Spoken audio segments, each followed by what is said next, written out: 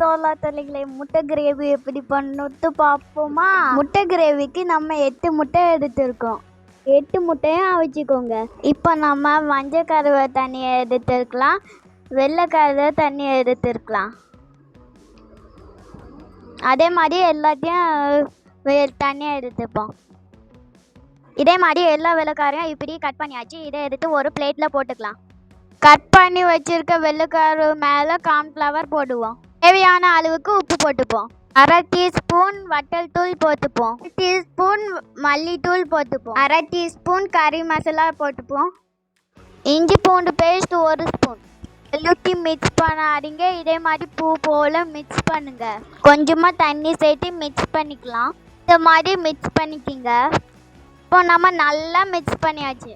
இப்போ நம்ம இதை பொரிச்சு எடுத்துக்கலாம். பொரிக்கிறதுக்கு தேவையான எண்ணெய் ஊற்றிக்கலாம். இப்போ நம்மளுக்கு எண்ணெய் சூடாகிது. வெள்ளைக்காரை எடுத்து உள்ளே போட்டுக்கலாம். உள்ளே போட்டோன்னே நிறைய பபுள்ஸாக வருது. இப்போ நம்ம எல்லாத்தையும் லைட்டாக கலரி விட்டுக்கலாம். இந்த மாதிரி கலரி விட்டுக்கோங்க. இப்போ நம்மளுக்கு பபுள்ஸ்லாம் நல்லா அடங்கிருச்சு. நாம் வெளியே எடுத்துக்கலாம். இப்போ நாம் கடாயில் எண்ணெய் ஊற்றிக்கலாம். 1/4 டீஸ்பூன் சோம்பு போட்டுக்கலாம். சும்மா கறிவேப்பிலையும் சேர்த்துக்கலாம். இப்போ நாம் வெங்காயம் சேர்த்துக்கலாம். இப்போ நம்ம எல்லாத்தையும் வதக்கிக்கலாம். இப்போ நம்ம தக்காளி பழமும் மிளகாவும் சேர்த்துக்கலாம். இப்போ நம்ம நல்லா வதக்கிக்கலாம்.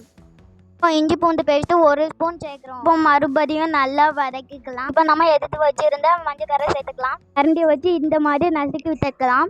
இப்போ கொஞ்சம் தண்ணி ஊற்றி மிக்ஸ் பண்ணிக்கலாம்.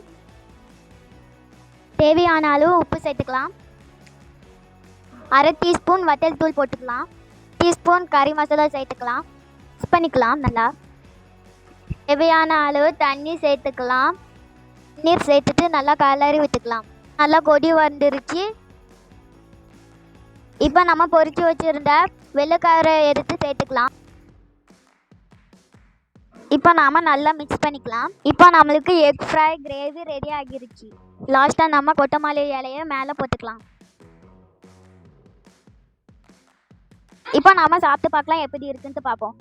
நீங்களும் உங்கள் வீட்டில் செஞ்சு பார்த்துட்டு எப்படி இருந்துச்சுன்னு கமெண்ட் பண்ணுங்கள்.